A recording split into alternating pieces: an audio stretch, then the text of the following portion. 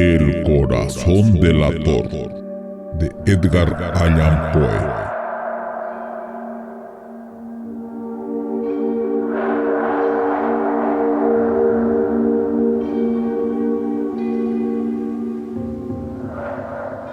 Es verdad, soy muy nervioso, horrorosamente nervioso. Siempre lo fui. Pero, ¿por qué pretendéis que esté loco? La enfermedad ha aguzado mis sentidos, sin destruirlos ni embotarlos. Tenía el oído muy fino, ninguno le igualaba. He escuchado todas las cosas del cielo y de la tierra, y no pocas del infierno. ¿Cómo he de estar loco? Atención, ahora veréis con qué sano juicio y con qué calma puedo referirles toda la historia. Me es imposible decir cómo se me ocurrió primeramente la idea, pero una vez concebida, no pude desecharla ni de noche ni de día. No me proponía objeto alguno, ni me dejaba llevar de una pasión.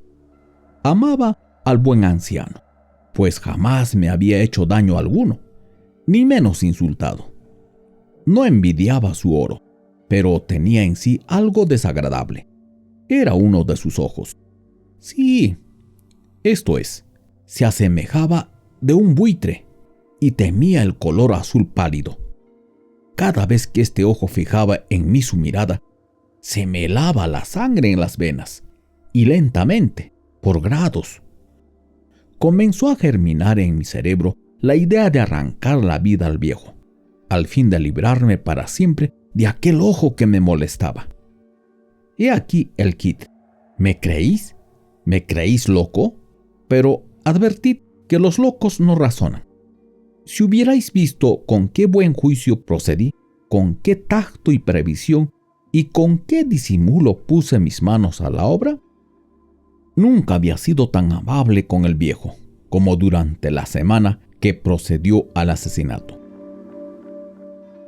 Todas las noches, a eso de las 12, levantaba el picaporte de la puerta y la abría, pero qué suavemente. Y cuando quedaba bastante espacio para pasar la cabeza, introducía una linterna sorda bien cerrada, para que no filtrase ninguna luz, y alargaba el cuello. ¡Oh! Os hubierais reído al ver con qué cuidado procedía. Movía lentamente la cabeza muy poco a poco, para no perturbar el sueño del viejo, y necesitaba al menos 1 hora para adelantarla, lo suficiente, a fin de ver al hombre echado en su cama. ¡Ah! Un loco no habría sido tan prudente. Y cuando mi cabeza estaba dentro de la habitación, levantaba la linterna con sumo cuidado. ¡Oh! ¿Con qué cuidado? Porque la chamela rechinaba. No la abría más de lo suficiente para que un imperceptible rayo de luz iluminase el ojo del buitre. Hice esto durante 7 largas noches, hasta las 12, pero siempre encontré el ojo cerrado, y por consiguiente me fue imposible consumar mi obra, porque no era el viejo lo que me incomodaba, sino su maldito ojo. Todos los días al amanecer entraba atrevidamente en su cuarto y le hablaba con la mayor serenidad, llamándole por su nombre con tono cariñoso y preguntándole cómo había pasado la noche. Ya veis por lo dicho que debería de ser un viejo muy perspicaz para sospechar que todas las noches hasta las 12 le examinaba durante el sueño. Llegaba la 8ª noche. Procedí con más precaución, aunque para abrir la puerta la aguja de un reloj se hubiera movido más rápidamente que mi mano. Mis facultades y mi sagacidad estaban más desarrolladas que nunca, y apenas podía reprimir la emoción de mi triunfo. Pensar que estaba allí, abriendo la puerta poco a poco, y que él no podía ni siquiera soñar en mis actos. Esta idea me hizo reír, y tal vez el durmiente escuchó mi ligera carcajada, pues se movió de pronto en su lecho como si despertase. Tal vez creéis que me retiré, Nada de eso. Su habitación estaba negra como un pez. Tan espesas eran las tinieblas, pues mi hombre había cerrado herméticamente los póstigos por temor a los ladrones. Y sabiendo que no podía ver la puerta entornada, seguí empujándola siempre más. Había pasado ya la cabeza y estaba a punto de abrir la linterna, cuando mi pulgar se deslizó sobre el muelle con que se cerraba y el viejo se incorporó en su lecho exclamando: ¿Quién anda ahí? Permanecí inmóvil, sin contestar. Durante 1 hora me mantuve como petrificado, y en todo ese tiempo no le vi echarse de nuevo. Seguía sentado y escuchando, como yo lo había hecho noches enteras.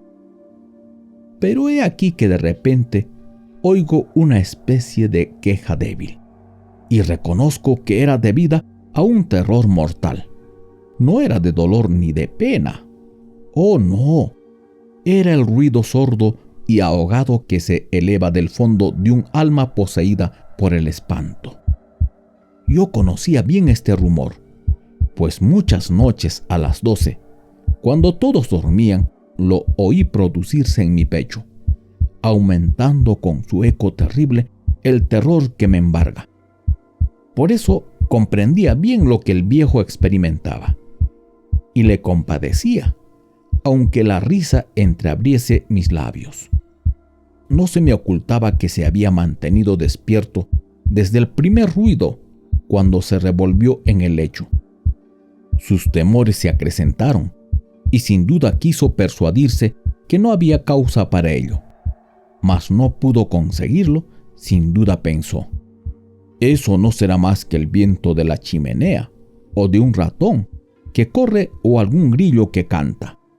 El hombre se esforzó para confirmarse en estas hipótesis, pero todo era inútil, porque la muerte que se acercaba había pasado delante de él con su negra sombra, envolviendo en ella a su víctima, y la influencia fúnebre de esa sombra invisible era la que le hacía sentir, aunque no distinguiera ni viera nada, la presencia de mi cabeza en el cuarto.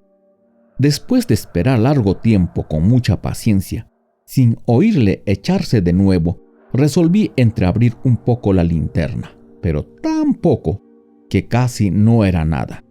La abrí tan cautelosamente que más no podía hacer, hasta que al fin un solo rayo pálido, como un hilo de araña saliendo de la abertura, se proyectó en el ojo de buitre. Estaba abierto, muy abierto, y no me enfurecí apenas le miré.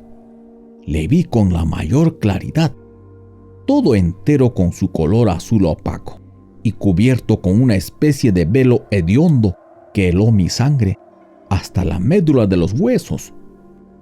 Pero esto era lo único que veía de la cara o de la persona del anciano, pues había dirigido el rayo de luz como por instinto hacia el maldito ojo. No os he dicho, ya que lo que tomabais por locura no es sino un refinamiento de los sentidos. En aquel momento, un ruido sordo, ahogado y frecuente, semejante al que produce un reloj envuelto en algodón, hirió mis oídos. Aquel rumor lo reconocí al punto. Era el latido del corazón del anciano, y aumentó mi cólera, así como el redoble de tambor sobreexcita el valor del soldado. Pero me contuve y permanecí inmóvil, sin respirar apenas, y esforzándome en iluminar el ojo con el rayo de luz. Al mismo tiempo, el corazón latía con mayor violencia, cada vez más precipitadamente y con más ruido. El terror del anciano debía ser indecible, pues aquel latido se producía con redoblada fuerza cada minuto. ¿Me escuchéis atentos? Ya os he dicho que yo era nervioso, y lo soy en efecto. En medio del silencio de la noche, un silencio tan imponente como el de aquella antigua casa, aquel ruido extraño me produjo un terror indecible. Por espacio de algunos minutos me contuve aún, permaneciendo tranquilo, pero el latido subía de punto a cada instante, hasta que creí que el corazón iba a estallar, y de pronto me sobrecogió una nueva angustia. Algún vecino podría oír el rumor. Había llegado la última hora del viejo. Profiriendo un alarido, abrí bruscamente la linterna y me introduje en la habitación. El buen hombre solo dejó escapar un grito, solo uno. En un instante le arrojé en el suelo. Reí de contento al ver mi tarea tan adelantada, aunque esta vez ya no me atormentaba, pues solo podía oír a través de la pared. Al fin cesó la palpitación porque el viejo había muerto. Levanté las ropas y examiné el cadáver. Estaba rígido, completamente rígido. Apoyé mi mano sobre el corazón y la tuve aplicada algunos momentos. No se oía ningún latido. El hombre había dejado de existir y su ojo desde entonces ya no me atormentaría más.